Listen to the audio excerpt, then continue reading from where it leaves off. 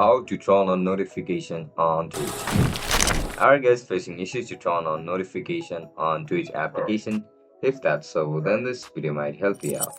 Without further ado, let's dive into the video. To turn on notification Twitch, first of all, open Twitch application on your mobile device. Once you open the app, now just simply log in into your account with your registered email and password. As soon as you get logged in, now look at the top left corner of your screen where you can see this option for settings.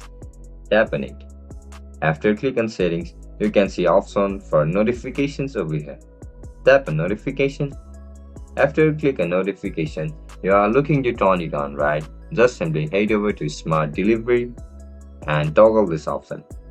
As soon as you toggle it, you will be able to get notification from Twitch. Also tap on all notifications and enable all these options. And that's it guys, that's how we're going to turn on notification on Twitch.